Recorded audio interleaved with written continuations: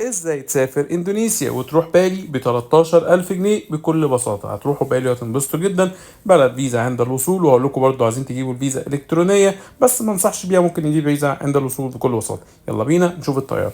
اهم حاجة المواقع كتير جدا، منهم موقع زي سكاي سكانر وحاجات كتير جدا ممكن ندخل عليها. المهم تدخلوا على ايا كان موقع اللي يريحكم وهتكتبوا من مطار القاهرة الى جاكرتا في اندونيسيا من يوم 25/11 الى 3/12. تلاقوا اسعار كتير جدا وهتلاقوا بروفايدرز مفيش اكتر منهم. اختاروا البروفايدر اللي يريحكم. الاغلبيه طبعا اكيد موثوق فيهم، لان مش هينفع تحطوا على مواقع زي دي الا اذا كان موثوق فيه. ايا كان هنختار الموقع اللي يريحكم، تدخلوا تحجزوا الطياره دي بكل بساطه.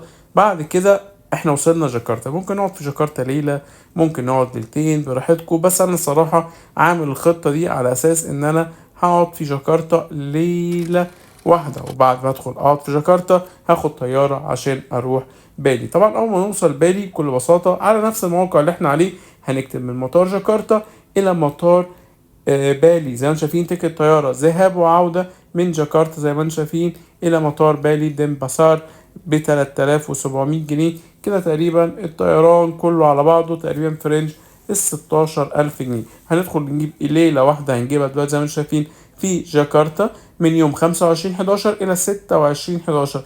هنختار أيا كان المكان اللي يريحكم. الليلة ب240 جنيه مصري في قلب جاكرتا.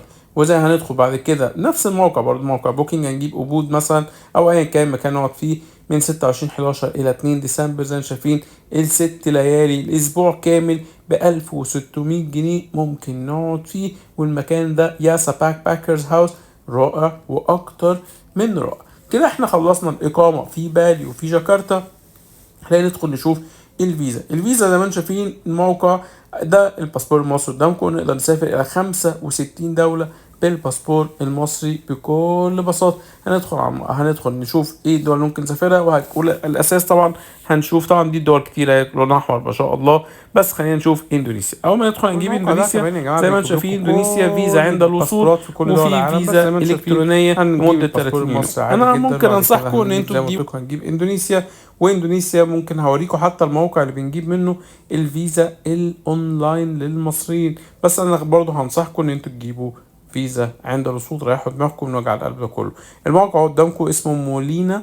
الموقع ده بيجيب فيزا اندونيسيا اونلاين للمصريين. كل اللي عليكم تعملوه هتكتبوا هتضغطوا على كلمة ابلاي فور فيزا، واول ما تضغطوا على كلمة ابلاي هيقولك انت منين وعايز تقدم على انهي فيزا وشروط الفيزا وكل حاجة خطوة بخطوة.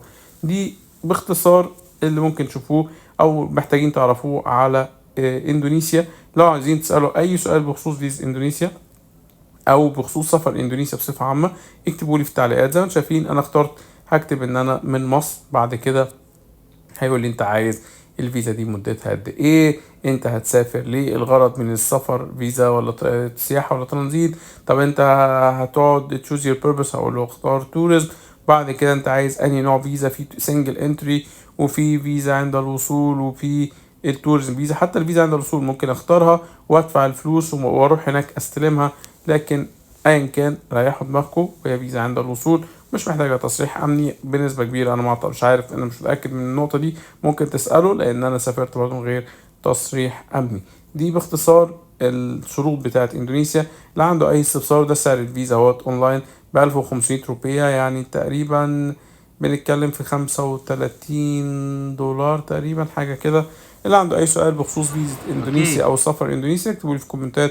لو حد عايز يسافر في تاريخ معين وعايز فيديو اعمله له في تاريخ معين اكتبوا لي واقول لكم على كل المعلومات بخصوص اندونيسيا. وما تنسوش